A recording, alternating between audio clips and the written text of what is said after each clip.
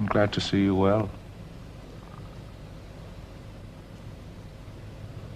Horatio? Or I do forget myself.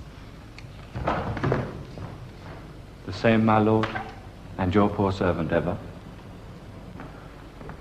Sir, my good friend, I'll change that name with you. But what make you from Wittenberg, Horatio?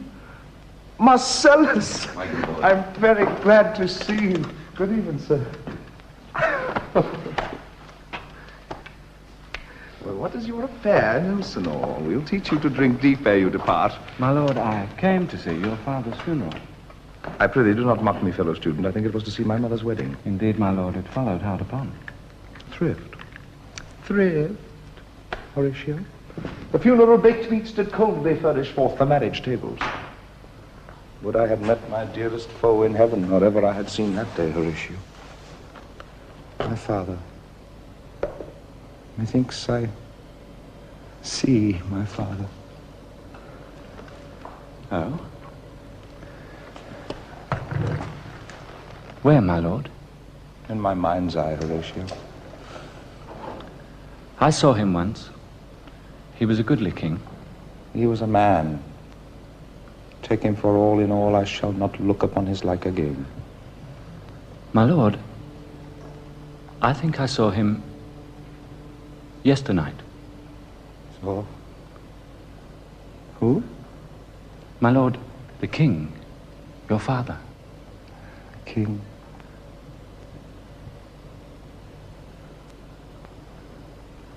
My father.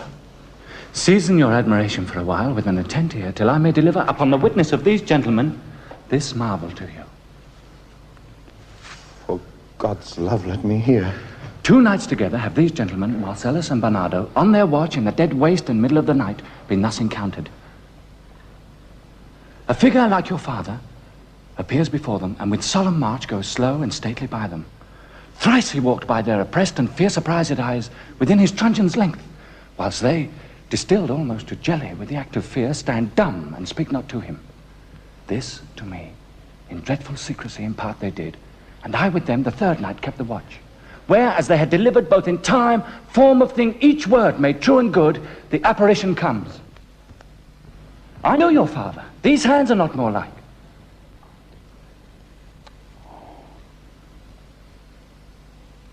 Where was this? My lord, upon the platform where we watched.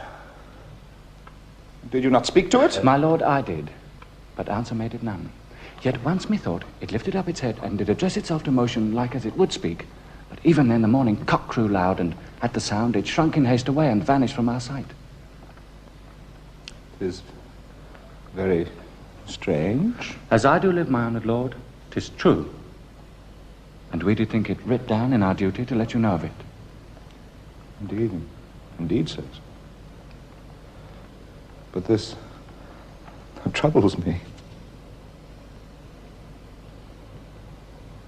Hold you the watch tonight? We do, my lord. Armed, say you? Armed, my lord. From top to toe? My lord, from head to foot. And saw you not his face? We did, my lord. He wore his beaver up. What? Looked he frowningly? A countenance more in sorrow than in anger. Pale or red? Nay, very pale. And fixed his eyes upon you? Most constantly. I would I had been there. It would have much amazed you. Very like. Very like.